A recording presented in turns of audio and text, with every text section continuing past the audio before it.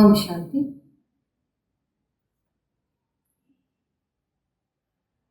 ಈಶ್ವರ್ಯ ಮಹಾವಾಕ್ಯ ತಾರೀಖಾಗಿದೆ 11/4/26। अंतर्मुखी बच्चे ज्ञान स्वरूप अवस्था में रहकर इन महावाक्यों को धारण करो। ಅಂತರ್ಮುಖಿ ಮಕ್ಕಳು ಜ್ಞಾನ ಸ್ವರೂಪದ ಸ್ಥಿತಿಯಲ್ಲಿ ಇದ್ದು ಈ ಒಂದು ಮಹಾವಾಕ್ಯಗಳನ್ನು ಧಾರಣೆ ಮಾಡಿ तब अपना व अन्य आत्माओं का कल्याण कर सके। ಆಗ ಮಾತ್ರ ತಮ್ಮ ಮತ್ತೆ ಇತರರ ಕಲ್ಯಾಣವನ್ನು ಮಾಡೋಕ್ಕೆ ಸಾಧ್ಯ। ದಾದಿಗಳ ಡೈರಿಯಿಂದ ಸೆಲೆಕ್ಟ್ ಮಾಡಿರುವಂತಹ ಮಹಾವಾಕ್ಯಗಳನ್ನು ಕೇಳೋಣ। और एक पुरुषार्थी बच्चे को पहले अंतर्मुखी अवस्था अवश्य धारण करें। ಪ್ರತಿಯೊಂದು ಪುರುಷಾರ್ಥಿ ಮಗು ಮೊಟ್ಟ ಮೊದಲು ಅಂತರ್ಮುಖಿ ಸ್ಥಿತಿಯನ್ನ ಅವಶ್ಯಕವಾಗಿ ಧಾರಣೆ ಮಾಡ್ಕೋಬೇಕು। ಅಂತರ್ಮುಖತಾ ಮೇ ಬಡಾ ಹಿ ಕಲ್ಯಾಣ ಸಮಾಯ है। ಅಂತರ್ಮುಖತೆಯಲ್ಲಿ ಬಹಳಷ್ಟು ಕಲ್ಯಾಣ ಅಡಗಿದೆ। इस अवस्था से ही अचल स्थिर धैर्यता निर्माण चित्त इत्यादि दैवी गुणों की धारणा हो सकती है। ಈ ಒಂದು ಅವಸ್ಥೆಯಲ್ಲಿ ಅಚಲ ಸ್ಥಿರ ಧೈರ್ಯವಾದ ನಿರ್ಮಾಣ ಚಿತ್ತ ಇತ್ಯಾದಿ ದೈವಿ ಗುಣಗಳು ಧಾರಣೆಯಾಗುತ್ತೆ। ತಥಾ ಸಂಪೂರ್ಣ ಜ್ಞಾನಮಯ ಅವಸ್ಥಾ ಪ್ರಾಪ್ತ हो सकती, ಅಂದರೆ ಸಂಪೂರ್ಣ ಜ್ಞಾನಮಯ ಸ್ಥಿತಿ ಪ್ರಾಪ್ತಿಯಾಗುತ್ತೆ। अंतर्मुख ना होने कारण वह संपूर्ण ज्ञान रूप अवस्था नहीं प्राप्त होती। ಅಂತರ್ಮುಖತೆ ಆಗದೇ ಇರುವ ಕಾರಣ ಸಂಪೂರ್ಣ ಜ್ಞಾನ ಸ್ವರೂಪದ ಸ್ಥಿತಿ ಆಗೋದಕ್ಕೆ ಸಾಧ್ಯ ಇಲ್ಲ। क्योंकि जो कुछ महावाक्य सम्मुख सुनने जाते हैं अगर उसे गहराई में जाकर ग्रहण नहीं करते, सिर्फ उन महावाक्यों को सुनकर रिपीट कर देते तो वह महावाक्य वाक्य हो जाता।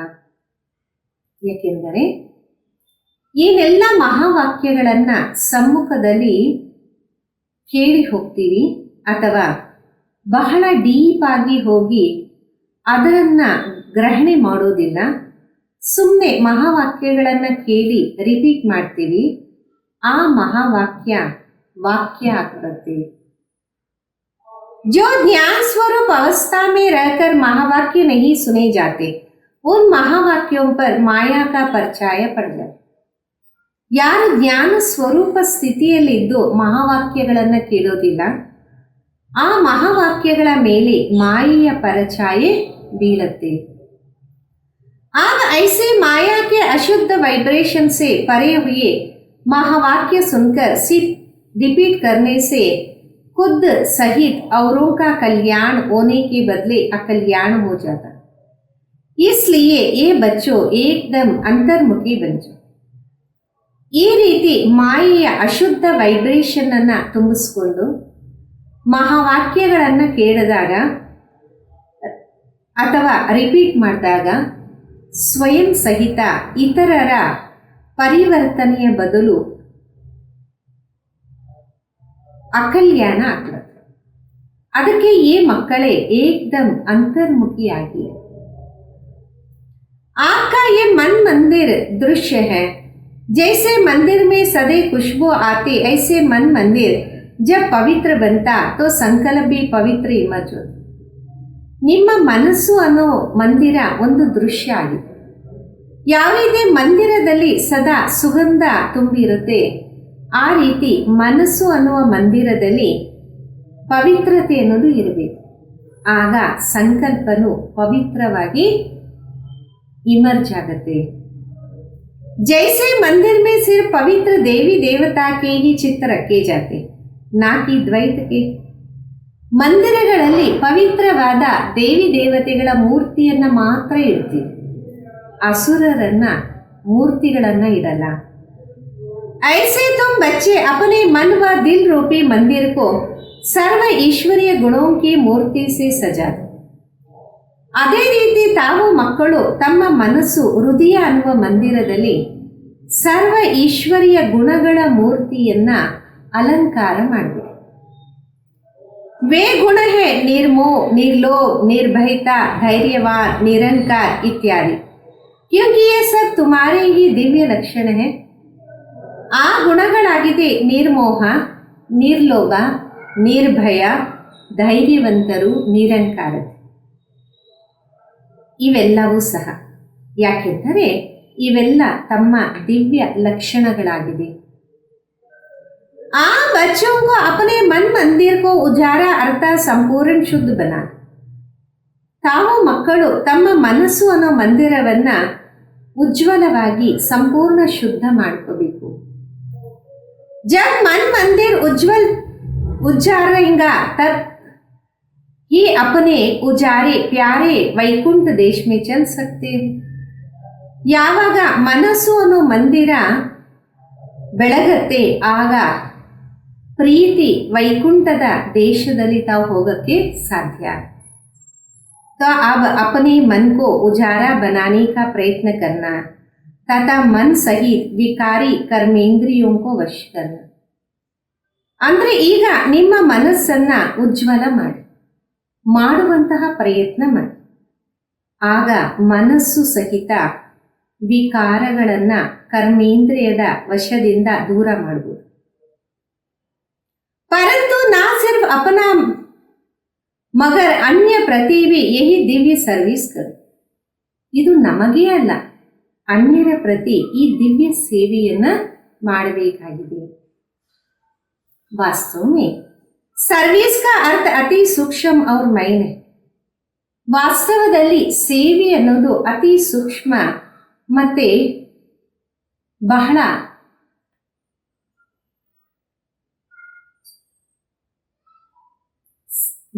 ಸೂಕ್ಷ್ಮವಾದ ಮಾತಾಗಿದೆ. ऐसा नहीं किसी भूल पर सिर्फ सावधान करना इसे इतने तक सर्विस है. ಆ ರೀತಿ ಅಲ್ಲ, ಏನಾದರೂ ತಪ್ಪಾದರೆ ಅದನ್ನ ಎಚ್ಚರಿಸೋದು ಅದೇ ಸರ್ವಿಸ್ ಅಲ್ಲ. परंतु नहीं उसको सूक्ष्म रीति अपनी योग की शक्ति पहुंचाए, उसके अशुद्ध संकल्प को भस्म करना, यही सर्वोत्तम सच्ची सेवा है. ಆದರೆ ಅಲ್ಲ, ಸೂಕ್ಷ್ಮ ರೂಪದಲ್ಲಿ ತಮ್ಮ ಯೋಗದ ಶಕ್ತಿಯನ್ನ ಅಲ್ಲಿ ತಲುಪಿಸುವಂಥದ್ದು, ಅಶುದ್ಧವಾದ ಸಂಕಲ್ಪಗಳನ್ನ ಭಸ್ಮ ಮಾಡೋದು, ಇದೇ ಸರ್ವೋತ್ತಮ ಸತ್ಯವಾದ ಸೇವೆ. और साथ साथ अपने ऊपर भी अटेंशन रखना, ಅದರ ಜೊತೆಗೆ ತಮ್ಮ ಮೇಲೇನೂ ತಾವು ಅಟೆನ್ಷನ್ ಅನ್ನ ನೀಡಬೇಕಾಗಿದೆ. ना सिर्फ वाचा अथवा कर्मणा तक मगर मनसा में भी कोई अशुद्ध संकल्प उत्पन्न होता उसका वाइब्रेशन अन्य के पास जाए सूक्ष्म रीति अकल्याण करता है. ಮನಸ್ಸಿನಲ್ಲೇ ಅಲ್ಲ, ಕರ್ಮದಲ್ಲೂ ಮನಸ್ಸಿನಲ್ಲೂ ಅಶುದ್ಧವಾದ ಸಂಕಲ್ಪಗಳು ಉತ್ಪತ್ತಿಯಾದರೆ ಆ ವೈಬ್ರೇಷನ್ ಅನ್ಯರಿಗೆ ಸೇರಿ ಸೂಕ್ಷ್ಮ ರೀತಿಯಲ್ಲಿ ಅಕಲ್ಯಾಣವನ್ನ ಮಾಡುತ್ತೆ. जिसका बोझ खुद पर भी है और वही बोझ बंधन बन जाता. ಈ ಒಂದು ಭಾರ ಸ್ವಯಂ ಮೇಲೆ ಅಂತೂ ಇದ್ದೇ ಇದೆ, ಮತ್ತೆ ಇತರರಿಗೂ ಇದು ಬಂಧನ ಆಗ್ಬಿಡುತ್ತೆ. इसलिए ये बच्चे खुद सावधान रहो, फिर अन्य प्रति वही दिव्य सर्विस करो. ಅದಕ್ಕೋಸ್ಕರ ಈ ಮಕ್ಕಳೇ ಸ್ವಯಂ ಜಾಗೃತವಾಗಿರಿ, ಅನ್ಯರ ಪ್ರತಿ ಇದೇ ದಿವ್ಯ ಸೇವೆಯನ್ನ ಮಾಡಿ. यही आप सेवादारी बच्चों का अलौकिक कर्तव्य है. ಇದೇ ತಮ್ಮ ಸೇವಾದಾರಿ ಮಕ್ಕಳ ಅಲೌಕಿಕ ಕರ್ತವ್ಯ ಆಗಿದೆ. ऐसे सर्विस करने वालों को फिर अपने प्रति कोई सर्विस नहीं लेना. ಈ ರೀತಿ ಸೇವೆ ಮಾಡುವಂತಹ ಮಕ್ಕಳು ಅನ್ಯರ ಪ್ರತಿ ಯಾವ ಸೇವೆಯನ್ನ ತಗೋಬಾರದು. बल कभी कोई अनायास भूल हो भी जाए तो उसे अपने बुद्धियोग बल से सदैव के लिए करेक्ट कर देना. ಬಲೆ ಅನಾಯಾಸವಾಗಿ ಏನಾದರೂ ತಪ್ಪು ನಡೆದು ಬಿಟ್ರೆ ಅದನ್ನ ತಮ್ಮ ಬುದ್ಧಿಯೋಗ ಬಲದಿಂದ ಸದಾ ಸರಿಪಡಿಸ್ಕೋಬೇಕು. ऐसा तीव्र पुरुषार्थी थोड़े ही इशारा मिलने से शीघ्र महसूस करके परिवर्तन कर लेते. ಈ ರೀತಿ ತೀವ್ರ ಪುರುಷಾರ್ಥಿಗಳು ಸ್ವಲ್ಪನೂ ಸೈಗೆ ಸಿಕ್ಕಿದಾಗ ಶೀಘ್ರವಾಗಿ ಅದನ್ನು ಅನುಭವ ಮಾಡಿ ಪರಿವರ್ತನೆಯನ್ನು ಮಾಡಿಕೊಳ್ತಾರೆ. और आगे के लिए अच्छी ರೀತಿ ಅಟೆನ್ಷನ್ ರಖ್ ಚಲ್ತಾ है. ಮುಂದೆಗೋಸ್ಕರ ಚೆನ್ನಾಗಿ ಅಟೆನ್ಷನ್ ಇಟ್ಕೊಂಡು ನಡೀತಾರೆ. ಯಹಿ ವಿಶಾಲ ಬುದ್ಧಿ ಬಚ್ಚೋं का ಕರ್ತವ್ಯ. ಇದೇ ವಿಶಾಲ ಬುದ್ಧಿ ಮಕ್ಕಳ ಒಂದು ಕರ್ತವ್ಯ ಆಗಿದೆ. ये मेरे प्राणों, परमात्मा द्वारा रचे हुए इस अविनाशी राजस्व ज्ञान यज्ञ प्रति तन मन धन तो समर्पित रीत से स्वाहा करने का राज बहुत मायने है. ಈ ನನ್ನ ಪ್ರಾಣಿಗಳೇ, ಅಂದರೆ ಪ್ರಾಣದ ಸಮಾನ ಆದವರೇ, ಪರಮಾತ್ಮನಿಂದ ರಚನೆ ಮಾಡಿರುವ ಈ ಅವಿನಾಶಿ ರಾಜಸ್ವ ಜ್ಞಾನ ಯಜ್ಞದ ಪ್ರತಿ ತನು ಮನ ಧನವನ್ನು ಸಮರ್ಪಣೆ ಮಾಡಿ ಸ್ವಾಹ ಮಾಡುವಂತಹ ರಹಸ್ಯ ಬಹಳ ಸೂಕ್ಷ್ಮವಾಗಿದೆ. जिस घड़ी आप कहते हो मैं तन मन धन सहित यज्ञ में स्वाहा अर्थात अर्पण हो मर चुका, उस घड़ी से लेकर अपना कुछ भी नहीं रहता. ಯಾವ ಸಮಯ ತಾವು ತಮ್ಮನ್ನ ತಾವು ತನು ಮನ ಧನ ಸಹಿತ ಯಜ್ಞದಲ್ಲಿ ಸ್ವಾಹ ಮಾಡ್ತೀರ, ಅಂದರೆ ಅರ್ಪಣೆ ಮಾಡ್ತೀರ, ಸಾಯ್ತೀರ, ಆ ಒಂದು ಸಮಯದಿಂದ ತಮ್ಮದು ಅನ್ನೋದು ಏನೂ ಇಲ್ಲ. उसमें भी पहले तन मन को संपूर्ण ರೀತಿ से सर्विस में लगा. ಅದರಲ್ಲೂ ಮೊಟ್ಟ ಮೊದಲು ತನು ಮನಸ್ಸನ್ನ ಸಂಪೂರ್ಣ ರೀತಿಯಲ್ಲಿ ಸೇವೆಯಲ್ಲಿ ತೊಡಗಿಸಬೇಕಾಗಿದೆ. जब सब कुछ यज्ञ अथवा परमात्मा के प्रति है तो फिर अपने प्रति कुछ रह नहीं सकता.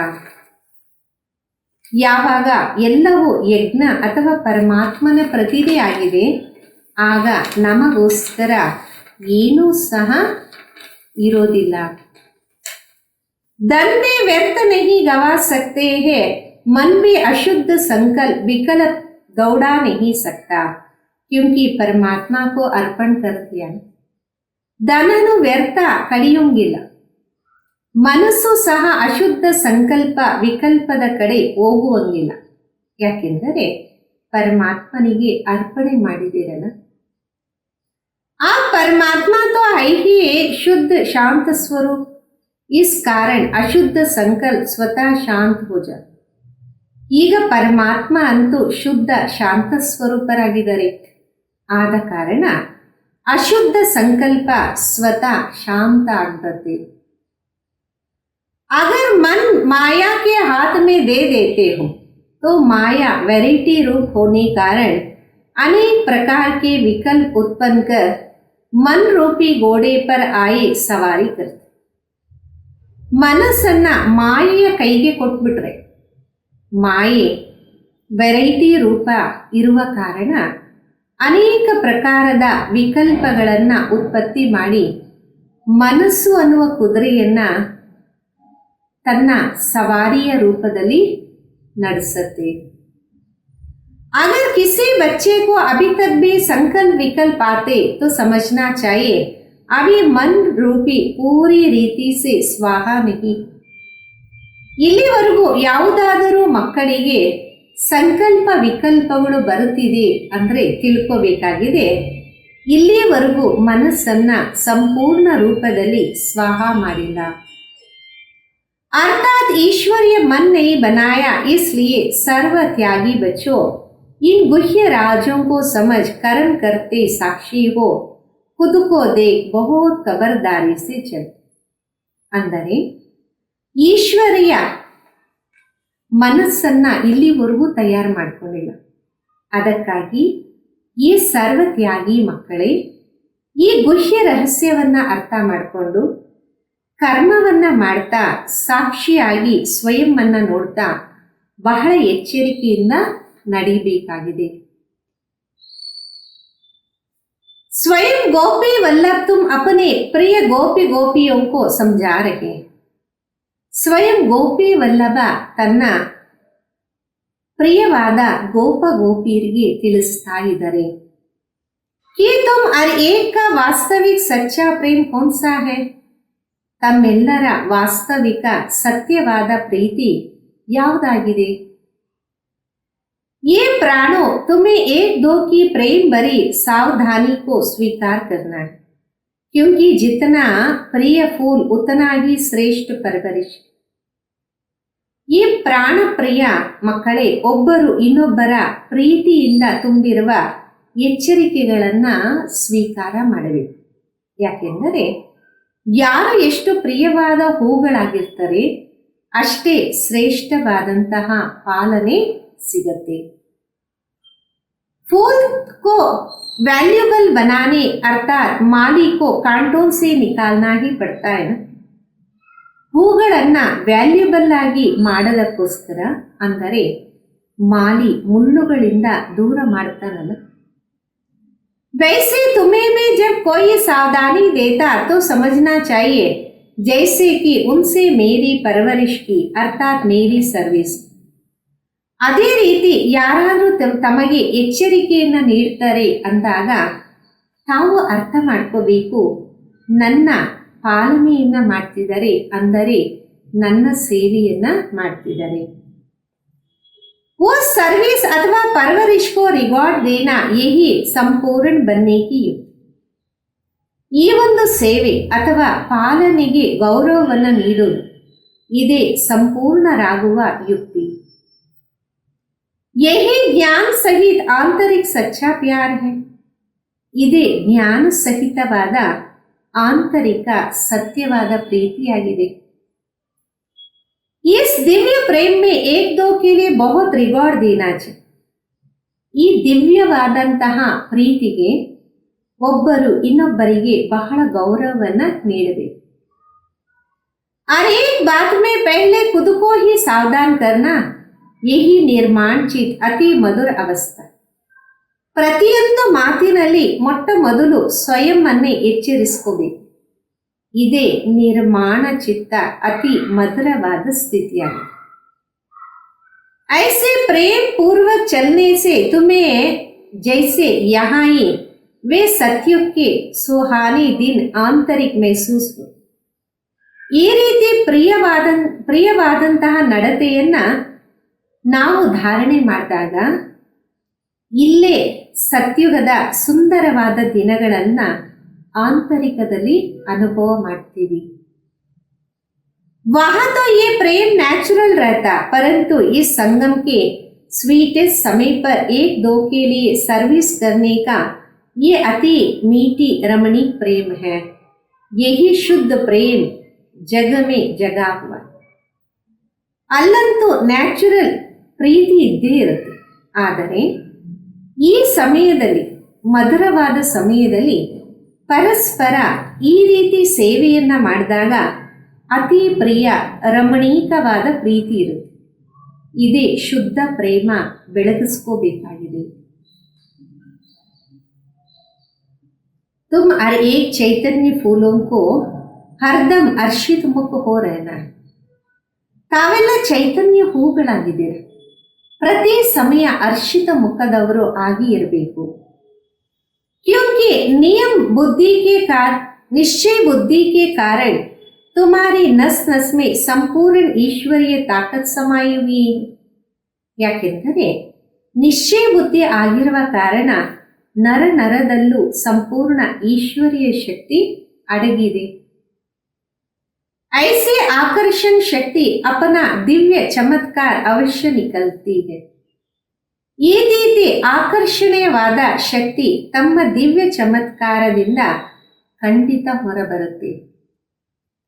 जैसे छोटे निर्दोष बच्चे शुद्ध पवित्र होने कारण सदैव हंसते रहते. ಯಾವ ರೀತಿ ಸಣ್ಣ ಮಕ್ಕಳು ನಿರ್ದೋಷವಾದಂಥ ಕಾರಣ, ಶುದ್ಧ ಪವಿತ್ರ ಇರುವ ಕಾರಣ ಸದಾ ನಗ್ತಾ ಇರ್ತಾರೆ.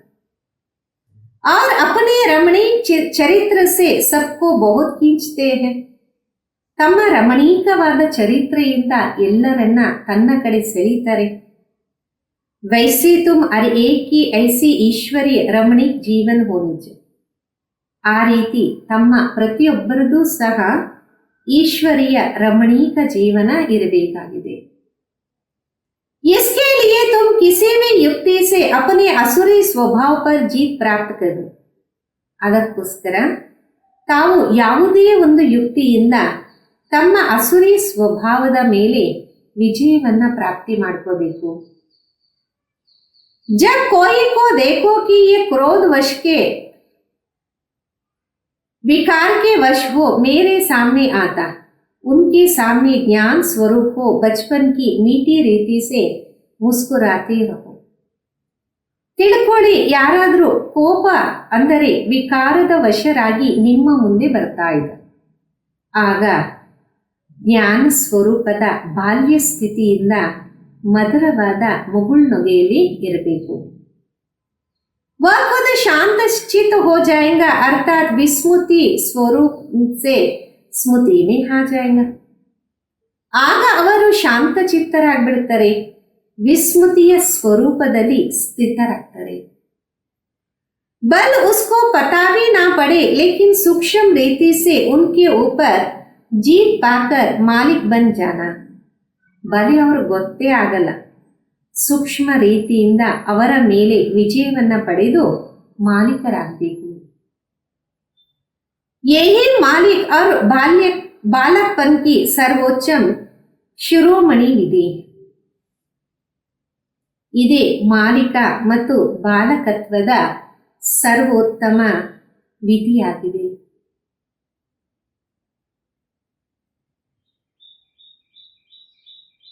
ईश्वर जैसे संपूर्ण ज्ञान स्वरूप वैसे फिर संपूर्ण प्रेम स्वरूप भी है.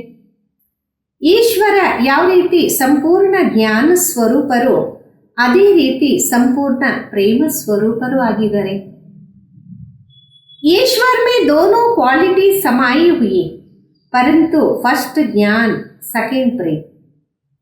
ಈಶ್ವರನಲ್ಲಿ ಎರಡೂ ಕ್ವಾಲಿಟಿ ಸಮಾನವಾಗಿದೆ, ಆದರೆ ಮೊದಲು ಜ್ಞಾನ, ಎರಡನೇದು ಪ್ರೇಮ. अगर कोई पहले ज्ञान स्वरूप बनने बिगड़ से प्रेम स्वरूप बन जाता तो वो प्रेम अशुद्ध खाते में चले जाता. ಯಾರಾದರೂ ಜ್ಞಾನ ಸ್ವರೂಪರಾಗುವ ಬದಲು ಬರೀ ಪ್ರೇಮ ಸ್ವರೂಪರಾಗಿದ್ರೆ ಆ ಪ್ರೀತಿ ಅಶುದ್ಧ ಖಾತೆಯಲ್ಲಿ ಹೋಗ್ಬಿಡತ್ತೆ. इसलिए प्रेम को मर्ज कर पहले ज्ञान स्वरूप बन भिन्न भिन्न रूप में आई हुई माया पर जीत पाकर पीछे प्रेम स्वरूप बन.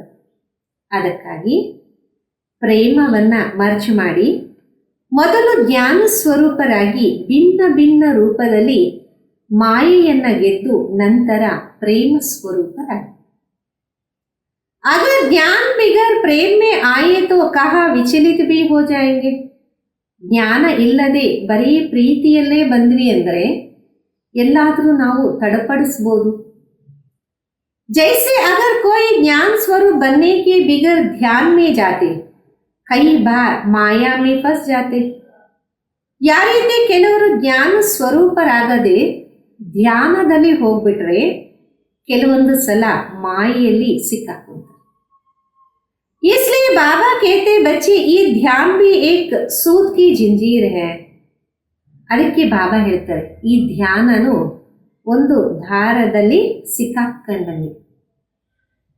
परंतु ज्ञान रूप बन पीछे ध्यान में जाने से अति मौज का अनुभव होगा. ಆದರೆ ಮೊದಲು ಜ್ಞಾನ ಸ್ವರೂಪರಾಗಿ ನಂತರ ಧ್ಯಾನದಲ್ಲಿ ಹೋದಾಗ ಅತಿ ಆನಂದ ಮೋಜಿನ ಅನುಭವವನ್ನ ಮಾಡ್ತಾರೆ. तो पहले है ज्ञान पीछे है ध्यान ಅಂದ ಮೇಲೆ ಮೊದಲಾಗಿದೆ ಜ್ಞಾನ, ನಂತರ ಧ್ಯಾನ. ध्यान निष्ठा अवस्था से ज्ञान निष्ठा अवस्था श्रेष्ठ है. इसलिए ए बच्चों पहले ज्ञान रूप बन फिर प्रेम इमर्ज करो. ಧ್ಯಾನ ನಿಷ್ಠೆ ಸ್ಥಿತಿಗಿಂತಲೂ ಜ್ಞಾನ ನಿಷ್ಠೆ ಸ್ಥಿತಿ ಶ್ರೇಷ್ಠ ಆಗಿದೆ. ಅದಕ್ಕೆ ಏ ಮಕ್ಕಳೇ ಮೊದಲು ಜ್ಞಾನ ಸ್ವರೂಪರಾಗಿ ನಂತರ ಪ್ರೀತಿಯನ್ನ ಇಮರ್ಜ್ ಮಾಡಿ. ज्ञान बिगड़ सिर्फ प्रेम इस पुरुषार्थी जीवन में बिगड़ डालता. ಜ್ಞಾನ ಇಲ್ಲದೆ ಪ್ರೇಮ ಇದ್ದಾಗ ಈ ಪುರುಷಾರ್ಥಿ ಜೀವನದಲ್ಲಿ ವಿಘ್ನ ಬೀಳುತ್ತೆ. साक्षीपन की अवस्था अति मीठा, रमणीक और सुंदर। ಸಾಕ್ಷಿತನದ ಸ್ಥಿತಿ ಅತಿ ಮಧುರ, ರಮಣೀಕ, ಸುಂದರ ಆಗಿದೆ. इस अवस्था पर ही आगे की जीवन का सारा मदार. ಈ ಒಂದು ಸ್ಥಿತಿಯ ಮೇಲೆ ನಮ್ಮ ಮುಂದಿನ ಜೀವನದ ಆಧಾರ ಆಗಿರುತ್ತೆ. जैसे कोई के पास कोई शारीरिक भोगना आता, उस समय अगर वो साक्षी सुख स्वरूप अवस्था में स्थित हो, उसे भोगता है तो फास्ट कर्म को भोग चुक्त करता है. ಯಾವ ರೀತಿ ಯಾರ ಮುಂದೆ ಆದರೂ ದೈಹಿಕ ಅನಾರೋಗ್ಯ ಮುಂದೆ ಬಂದಾಗ ಆ ಸಮಯ ಅವರು ಸಾಕ್ಷಿ ಸ್ವರೂಪ ಸ್ಥಿತಿಯಲ್ಲಿದ್ದು ಅದನ್ನು ಅನುಭವ ಮಾಡಿದಾಗ ಕರ್ಮದ ಭೋಗ ಸಮಾಪ್ತಿಯಾಗತ್ತೆ. और साथ साथ फ्यूचर के लिए सुख का हिसाब बनता है. ಭವಿಷ್ಯಕ್ಕೋಸ್ಕರ ಸುಖದ ಲೆಕ್ಕಾಚಾರ ತಯಾರಾಗತ್ತೆ. तो ये साक्षीपन की सुख स्वरूप अवस्था पास्ट और फ्यूचर दोनों को कनेक्शन रखती. ये साक्षी ಸ್ಥಿತಿಯ ಸುಖ ಸ್ವರೂಪ ಸ್ಥಿತಿ ಭೂತಕಾಲ ಮತ್ತೆ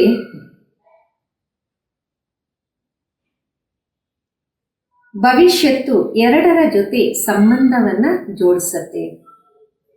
तो इस राज को समझने से कोई भी ऐसा नहीं कहेगा मेरा ये सुहाना समय सिर्फ चुप्त करने में चले गया. नहीं, ಯಾರು ಈ ರಹಸ್ಯವನ್ನ ಅರ್ಥ ಮಾಡ್ಕೊಂತಾರೆ ಅವರೆಂದೂ ಈ ರೀತಿ ಹೇಳಲ್ಲ, ಈ ಸುಂದರವಾದ ಸಮಯ ನಾನು ಲೆಕ್ಕಾಚಾರ ಮುಗಿಸೋದ್ರಲ್ಲೇ ಕಳೆದು ಬಿಟ್ಟೆ. ಇಲ್ಲ, ಯಹಿ ಸುಹಾನಾ ಪುರುಷಾರ್ಥ का समय है जिस समय दोनों कार्य ಸಂಪೂರ್ಣ ರೀತಿ ಸಿದ್ಧ ಹೋದೆ. ಇದೇ ಸುಂದರವಾದ ಪುರುಷಾರ್ಥದ ಸಮಯ ಆಗಿದೆ. ಈ ಸಮಯದಲ್ಲಿ ಎರಡೂ ಕಾರ್ಯಗಳು ಸಂಪೂರ್ಣ ರೀತಿ ಸಿದ್ಧ ಆಗುತ್ತೆ. ऐसे दोनों कार्य को सिद्ध करने वाला तीव्र पुरुषार्थी ही अतीन्द्रिय सुख व आनंद के अनुभव में रहता. ಈ ರೀತಿ ಎರಡೂ ಕಾರ್ಯಗಳನ್ನ ಸಿದ್ಧ ಮಾಡುವಂತವರು ತೀವ್ರ ಪುರುಷಾರ್ಥಿ ಅತೀಂದ್ರಿಯ ಸುಖ ಮತ್ತೆ ಆನಂದದ ಅನುಭವದಲ್ಲಿ ಇರ್ತಾರೆ. इस वैरायटी विराट ड्रामा की हर एक बात में तुम बच्चों को संपूर्ण निश्चय होना चाहिए. ಈ ವೆರೈಟಿ ವಿರಾಟ ಡ್ರಾಮಾದಲ್ಲಿ ಪ್ರತಿಯೊಂದು ಮಾತಿನಲ್ಲಿ ತಮ್ಮ ಮಕ್ಕಳಿಗೆ ಸಂಪೂರ್ಣ ನಿಶ್ಚಯ ಇರಬೇಕು. क्योंकि ये बना बनाया ड्रामा बिल्कुल ವಫಾದಾರ್ ಹೈ. ಯಾಕೆಂದರೆ ಇದು ಮಾಡಿರುವಂತಹ ಡ್ರಾಮಾ ಬಿಲ್ಕುಲ್ ನಂಬಿಕಸ್ಥರಾಗಿದೆ. देखो ये ड्रामा हर एक जीव प्राणी से उसका पार्ट पूर्ण रीति से बजवाता है. ನೋಡಿ, ಈ ಡ್ರಾಮಾ ಪ್ರತಿಯೊಂದು ಜೀವ ಪ್ರಾಣಿಯಿಂದ ತನ್ನ ಒಂದು ಪಾತ್ರವನ್ನ ಸಂಪೂರ್ಣವಾಗಿ ನಡೆಯುವ ರೀತಿ ಮಾಡಿಸುತ್ತೆ. बल कोई रॉन्ग है तो वो रॉन्ग पार्ट ही पूरी ರೀತಿ से बजा. ಯಾರಾದರೂ ತಪ್ಪಿರಬಹುದು, ಆದರೆ ಅವರು ತಪ್ಪು ಪಾರ್ಟನ್ನ ಪೂರ್ತಿಯಾಗಿ ನಿಭಾಯಿಸ್ತಾರೆ. ये भी ड्रामा की नोंद है जब रॉन्ग और राइट दोनों ही प्लान में नोंद है तो फिर कोई बात में संशय उठाना ये ध्यान है. ಇದು ಸಹ ಡ್ರಾಮಾದಲ್ಲಿ ಫಿಕ್ಸ್ ಇದೆ. ಯಾವಾಗ ತಪ್ಪು ಸರಿ ಎರಡು ಪ್ಲಾನ್ಸ್ ಫಿಕ್ಸ್ ಇದೆ ಅಂದಮೇಲೆ ಯಾವುದೇ ಮಾತಿನಲ್ಲಿ ಸಂಶಯವನ್ನು ತೆಗೆಯೋದು ಜ್ಞಾನ ಅಲ್ಲ. क्योंकि हर एक एक्टर अपना अपना पार्ट बजा रहे. ಯಾಕೆಂದರೆ ಪ್ರತಿಯೊಂದು ಪಾತ್ರಧಾರಿ ತಮ್ಮ ತಮ್ಮ ಪಾತ್ರವನ್ನ ಅಭಿನಯ ಮಾಡ್ತಿದ್ದಾರೆ. जैसे बाइस्कोप में अनेक भिन्न भिन्न नाम रूपधारी एक्टर्स अपने अपनी एक्टिंग करते हैं. ಯಾವ ರೀತಿ ಫಿಲಿಮ್ ಅಲ್ಲಿ ಅನೇಕ ಭಿನ್ನ ಭಿನ್ನ ನಾಮ ರೂಪದ ಪಾತ್ರಧಾರಿಗಳು ತಮ್ಮ ತಮ್ಮ ಪಾತ್ರವನ್ನ ಮಾಡ್ತಾರೆ. उसको देख किसके नफरत आवे और किसको हर्षित होवे ऐसे नहीं होता. ಅದನ್ನ ನೋಡಿ ಕೆಲವರ ಬಗ್ಗೆ ದ್ವೇಷ ಆಗಲಿ, ಇನ್ನು ಕೆಲವರ ಬಗ್ಗೆ ಹರ್ಷಿತ ಮುಖ ಆಗಿರಲಿ, ಆ ರೀತಿ ಆಗಲ್ವಲ್ಲ. पता है कि ये खेल है जिसमें हर एक को अपना अपना ಗುಡ್ ವ ಬ್ಯಾಡ್ ಪಾರ್ಟ್ ಮಿಲ. ಗೊತ್ತಿದೆ ಇದೊಂದು ಆಟ, ಪ್ರತಿಯೊಬ್ಬರಿಗೂ ತಮ್ಮದೇ ಆದಂತಹ ಒಳ್ಳೆಯ ಮತ್ತೆ ಕೆಟ್ಟ ಪಾತ್ರ ಸಿಕ್ಕಿದೆ. वैसे ही इस अनादि बने हुए बाइस्कोप को भी साक्षी हो एक रस अवस्था से हर्षित हो देखते रहे. ಅದೇ ರೀತಿ ಈ ಅನಾದಿ ಫಿಲಿಮ್ ಅನ್ನು ಸಾಕ್ಷಿಯಾಗಿದ್ದು ಏಕರಸ ಸ್ಥಿತಿಯಿಂದ ಹರ್ಷಿತ ಮುಖವಾಗಿದ್ದು ನೋಡ್ತಾ ಇರಿ. ಸಂಘಟನೆ में ये पॉइंट बहुत अच्छी ರೀತಿ ಧಾರಣ ಕರಿ.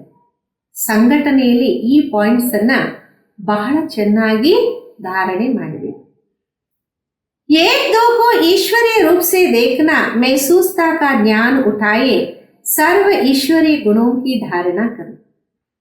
ಒಬ್ಬರು ಇನ್ನೊಬ್ಬರನ್ನ ಅಂದ್ರೆ ಪರಸ್ಪರ ಈಶ್ವರಿಯ ರೂಪದಲ್ಲಿ ನೋಡಬೇಕು. ಅನುಭವದ ಜ್ಞಾನವನ್ನ ತಗೋಬೇಕು. ಸರ್ವ ಈಶ್ವರಿಯ ಗುಣಗಳನ್ನ ಧಾರಣೆ ಮಾಡಬೇಕು. अपने लक्ष्य स्वरूप की स्मृति से शांत चित, निर्माण चित, धैर्यवंत, मिठास, शीतलता इत्यादि सर्व दैवी गुण इमर्ज करो.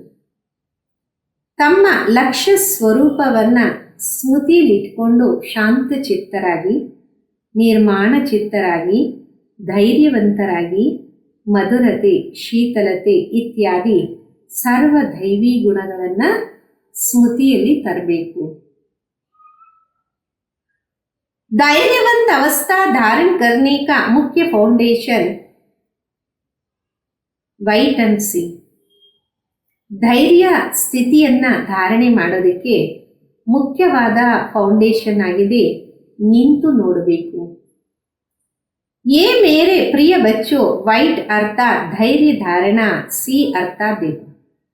ಈ ನನ್ನ ಪ್ರಿಯ ಮಕ್ಕಳೇ, ವೈಟ್ ಅಂದರೆ ಧೈರ್ಯವನ್ನ ಧಾರಣೆ ಮಾಡಿ, ಸಿ ಅಂದರೆ ನೋಡಬೇಕು. अपने दिल भीतर पहले धैर्यवंत गुण धारण कर उसके बाद फिर बाहर में विराट ड्रामा को साक्षी हो दे.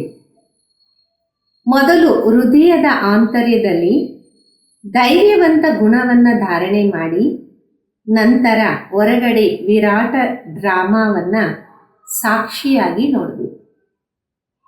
जब तक कोई भी राज सुनने का समय समीप आवे तब तक धैर्यवंत गुण की धारण कर. ಎಲ್ಲಿಯವರೆಗೂ ಕೇಳುವಂತಹ ರಹಸ್ಯಮಯವಾದ ಸಮಯ ಸಮೀಪ ಬರಲ್ಲ, ಅಲ್ಲಿಯವರೆಗೂ ಧೈರ್ಯವಂತ ಗುಣವನ್ನ ಧಾರಣೆ ಮಾಡಬೇಕು. समय आने पर उस धैर्यता के गुण से राह सुनने में कभी भी विचलित नहीं होंगे. ಸಮಯ ಬಂದಾಗ ಧೈರ್ಯವಂತ ಗುಣದ ರಹಸ್ಯದಿಂದ ಕೇಳಿದಾಗ ಎಂದೂ ವಿಚಲಿತ ಆಗಲ್ಲ. इसलिए ये पुरुषार्थी प्राणों जरा ठहरो और आगे बढ़ राज देखते जो. ಅದಕ್ಕೋಸ್ಕರ ಪುರುಷಾರ್ಥಿ ಪ್ರಾಣಿಗಳೇ, ಸ್ವಲ್ಪ ನಿಂತು ಮುಂದುವರೆದು ರಹಸ್ಯವನ್ನ ನೋಡ್ತಾ ನಡೀರಿ.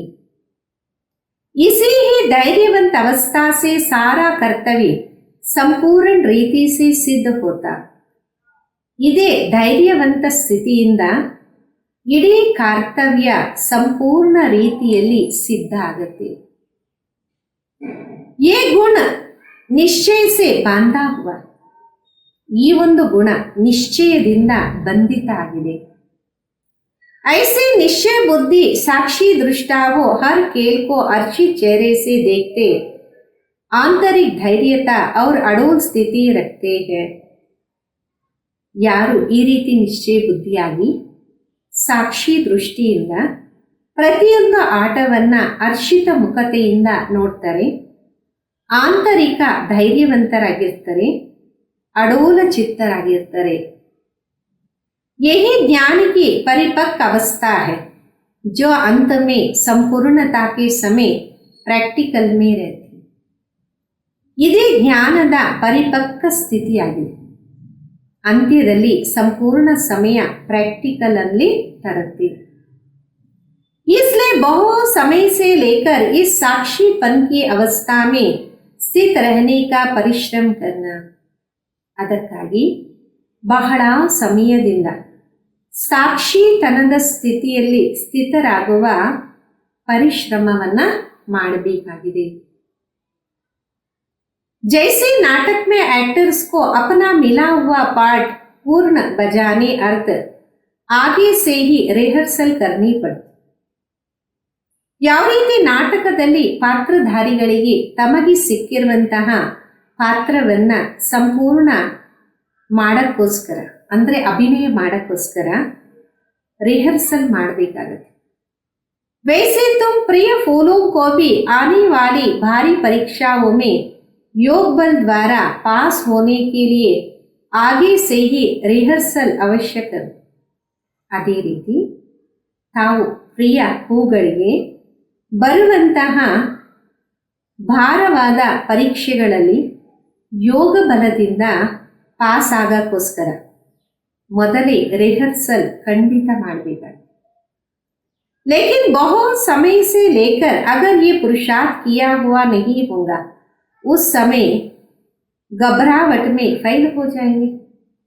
ಬಹಳ ಕಾಲದಿಂದ ಪುರುಷಾರ್ಥವನ್ನ ಇದರಲ್ಲಿ ಮಾಡಿಲ್ಲ ಅಂದರೆ ಆ ಸಮಯದಲ್ಲಿ ಭಯದ ಅನುಭವ ಆಗುತ್ತೆ.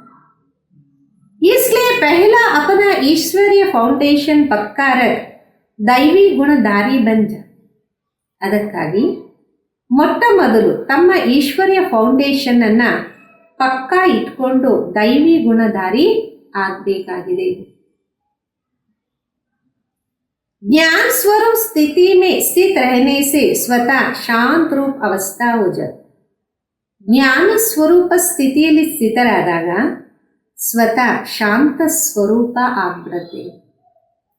जब ज्ञानी तो आत्मा बच्चे इकट्ठा बैठकर मुरली सुनते तो चारों तरफ शांति का वायुमंडल बन जाता.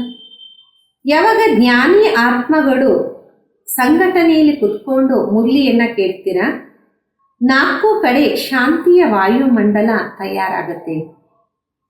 क्योंकि वह कुछ भी महावाक्य सुनते तो आंतरिक डीप चले जाते. ಅವರು ಏನೇ ಮಹಾವಾಕ್ಯವನ್ನ ಕೇಳ್ತಾರೆ ಅದನ್ನು ಆಂತರಿಕವಾಗಿ ಹೋಗ್ಬಿಡುತ್ತೆ. डीप जाने कारण आंतरिक उन्हें शांति की मिठास महसूस होती. ಬಹಳ ಆಳದಲ್ಲಿ ಹೋಗುವ ಕಾರಣ ಆಂತರಿಕ ಶಾಂತಿ ಮಧುರತೆಯ ಅನುಭವ ಅವರಿಗೆ ಆಗುತ್ತೆ.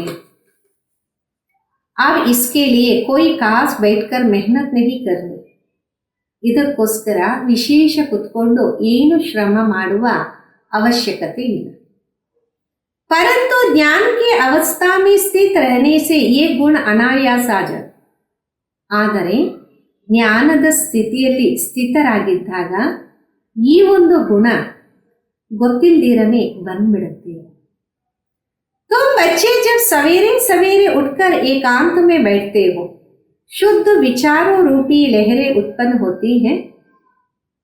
ಯಾವಾಗ ತಾವು ಮಕ್ಕಳು ಮುಂಜಾನೆ ಎದ್ದು ಏಕಾಂತದಲ್ಲಿ ಕುತ್ಕೊಂತೀರಾ ಆಗ ಶುದ್ಧ ವಿಚಾರಗಳ ಅಲೆಗಳು ಉತ್ಪತ್ತಿ ಆಗತ್ತ. उस समय बहुत उपराम अवस्था होनी चाहिए. ಆ ಒಂದು ಸಮಯದಲ್ಲಿ ಬಹಳಷ್ಟು ಉಪರಾಮ ಸ್ಥಿತಿ ಇರಬೇಕಾಗಿದೆ. फिर अपने निज शुद्ध संकल्प में स्थित होने से अन्य सब संकल्प आपे ही शांत हो जाए. ನಂತರ ನಿಜವಾದ ಶುದ್ಧ ಸಂಕಲ್ಪದಲ್ಲಿ ಸ್ಥಿತರಾದಾಗ ಅನ್ಯ ಎಲ್ಲ ಸಂಕಲ್ಪಗಳು ಶಾಂತ ಆಗ್ಬಿಡುತ್ತೆ.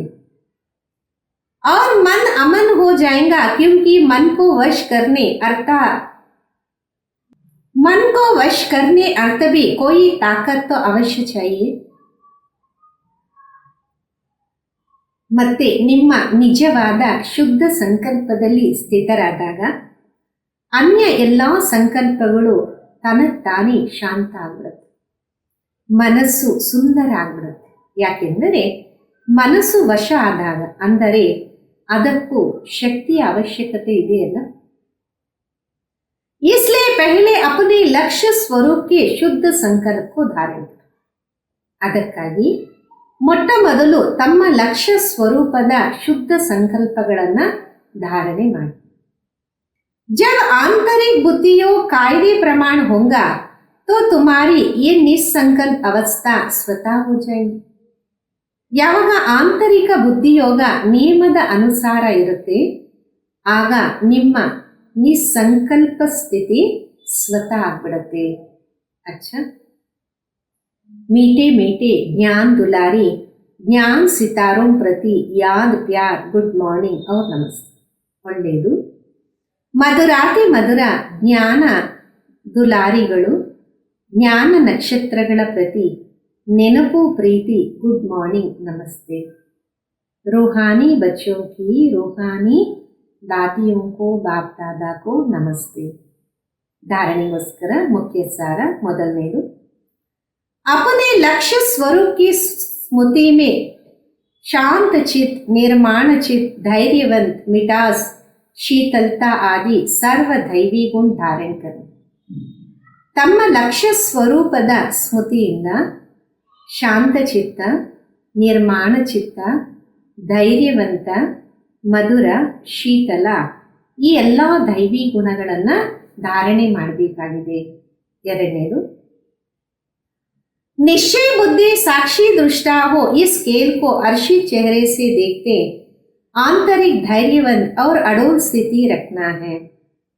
निश्चय बुद्धि ಸಾಕ್ಷಿ ದೃಷ್ಟಿಯಿಂದ ಈ ಆಟವನ್ನು ಅರ್ಚಿತ ಮುಖದಿಂದ ನೋಡ್ತಾ ಆಂತರಿಕ ಧೈರ್ಯವಂತ ಅಡೋಲ ಸ್ಥಿತಿಯಲ್ಲಿ ಇರಬೇಕಾಗಿದೆ. बहुत समय से लेकर इस साक्षीपन की अवस्था में स्थित रहने का पुरुषार्थ. ಬಹಳ ಸಮಯದಿಂದ ಸಾಕ್ಷಿ ಸ್ಥಿತಿಯಲ್ಲಿ ಸ್ಥಿತರಾಗಿರುವ ಪುರುಷಾರ್ಥವನ್ನ ಮಾಡಬೇಕಾಗಿದೆ. वरदान, एक ही रास्ता और एक ही रिश्ता रखने वाले संपूर्ण फरिश्ता हो. ಒಂದೇ ದಾರಿ ಒಂದೇ ಸಂಬಂಧ, ಇದನ್ನ ಇಟ್ಕೊಂಡು ಸಂಪೂರ್ಣ ಫರಿಶ್ತಾ ಭವ. निराकार व साकार रूप से बुद्धि का संग रिश्ता एक बाबा से पक्का हो तो फरिश्ता बन जाएंगे. निराकार ಅಥವಾ ಸಾಕಾರ ರೂಪದಲ್ಲಿ ಬುದ್ಧಿಯ ಸಂಘ ಸಂಬಂಧ ಒಬ್ಬ ತಂದೆಯ ಜೊತೆ ಪಕ್ಕಾ ಇದ್ದಾಗ ಫರಿಶ್ತಾ ಆಗ್ತೀರಾ. जिनके सर्व संबंध सर्व रिश्ते एक के साथ है वही सदा फरिश्ता है. ಯಾರ ಸರ್ವ ಸಂಬಂಧ ಮತ್ತೆ ಸರ್ವ ಜೊತೆ ಒಬ್ಬರ ಜೊತೆಯಲ್ಲಿರುತ್ತೆ ಅವರೇ ಸದಾ ಫರಿಶ್ತಾ ಆಗಿರ್ತಾರೆ. जैसे संघ गोवर्धन जैसे गवर्नमेंट रास्ते में बोर्ड लगा देती कि ये रास्ता लंबा है, ब्लॉक है, ऐसे सब रास्ते बंद कर दो तो बुद्धि का भटकना छूट जाए. ಯಾವ ರೀತಿ ಗವರ್ಮೆಂಟ್ ದಾರಿಯಲ್ಲಿ ಬೋರ್ಡ್ ಅನ್ನ ಹಾಕ್ಬಿಡುತ್ತೆ, ಈ ದಾರಿ ಬ್ಲಾಕ್ ಆಗಿದೆ ಅಂದರೆ ಬಂದ್ ಆಗಿದೆ, ಅದೇ ರೀತಿ ಬುದ್ಧಿಯಲ್ಲಿ ಬೋರ್ಡ್ ಅನ್ನ ಹಾಕ್ಬಿಡಿ, ಆಗ ಎಲ್ಲ ಅಲಿಯುವಂಥದ್ದು ಸಮಾಪ್ತಿ ಆಗ್ಬಿಡುತ್ತೆ. बाप दादा का यही फरमान है, पहले सब रास्ते बंद करो, इससे सहज फरिश्ता बन जाए. ಬಾಪ್ ದಾದಾವರ ಮೊದಲನೇ ಆಜ್ಞೆ ಆಗಿದೆ, ಮೊಟ್ಟ ಮೊದಲು ಎಲ್ಲ ದಾರಿಗಳನ್ನ ಸಮಾಪ್ತಿ ಮಾಡಿ, ಇದರಿಂದ ಸಹಜವಾಗಿ ಫರಿಶ್ತಾ ಆಗ್ತೀರಾ. ಸ್ಲೋಗನ್, सदा सेवा के उमंग उत्साह में रहना यही माया से ಸೇಫ್ಟಿ का ಸಾಧನ. ಸದಾ ಸೇವೆಯ ಉಮ್ಮಂಗ ಉತ್ಸಾಹದಲ್ಲಿ ಇರೋದು ಇದೇ ಮಾಯೆಯ ಸೇಫ್ಟಿ ಸಾಧನೆಯಾಗಿದೆ. ಅವ್ಯಕ್ತ ಇಶಾರೆ, महान बनने के लिए मधुरता नम्रता का गुण धारण करो. ಮಹಾನ್ ಆಗಕ್ಕೋಸ್ಕರ ಮಧುರತೆ ನಮ್ರತೆಯ ಗುಣವನ್ನ ಧಾರಣೆ ಮಾಡಿ. आपका बोल और स्वरूप दोनों साथ साथ हो. बोल स्पष्ट भी हो, उसमें स्नेह भी हो, नम्रता और मधुरता. ನಿಮ್ಮ ಮಾತು ಮತ್ತೆ ಸ್ವರೂಪ ಎರಡು ಜೊತೆ ಜೊತೆಯಲ್ಲಿ, ಮಾತು ಸ್ಪಷ್ಟವಾಗಿರಲಿ, ಅದರಲ್ಲಿ ಸ್ನೇಹ, ನಮ್ರತೆ ಮತ್ತೆ ಮಧುರತೆ ಇರಲಿ. सत्यता भी हो लेकिन स्वरूप की नम्रता भी हो. इसी रूप से बाबा को प्रत्यक्ष कर सकते. ಸತ್ಯತೆಯೂ ಇರಬೇಕು ಮತ್ತೆ ನಮ್ರ ಸ್ವರೂಪರಾಗೂ ಇರಬೇಕು. ಈ ರೂಪದಿಂದ ತಂದೆಯನ್ನು ಪ್ರತ್ಯಕ್ಷ ಮಾಡುವುದು. ನಿರ್ಭಯ ಹೋ ಲೇಕಿನ್ ಬೋಲ್ ಮರ್ಯಾದಾಕ್ಕೆ ಅಂದರ್. ನಿರ್ಭಯವಾಗಿರಬೇಕು, ಆದರೆ ಮಾತು ಮರ್ಯಾದೆಯ ಒಳಗಡೆ ಇರಬೇಕು. ಜಬ್ ದೋನೋ ಬಾತೋ ಕಾ ಬ್ಯಾಲೆನ್ಸ್ ಹೋ ತಬ್ ಕಮಾಲ್ ಕರ್ ದಿಖಾಯೆ. ಯಾವಾಗ ಈ ಎರಡೂ ಮಾತುಗಳ ಬ್ಯಾಲೆನ್ಸ್ ಇರುತ್ತೆ ಆಗ ಕಮಾಲ್ ಮಾಡಿ ತೋರಿಸ್ಬೋದಾಗಿದೆ. ಫಿರ್ ಆಪ್ಕೆ ಶಬ್ದ ಕಡೆ ನಹಿ ಮೀಟೆ ಲಗೆ. ನಂತರ ತಮ್ಮ ಶಬ್ದ ಕಠಿಣ ಅಲ್ಲ, ಮಧುರ ಅನಿಸುತ್ತೆ. ಓಂ ಶಾಂತಿ.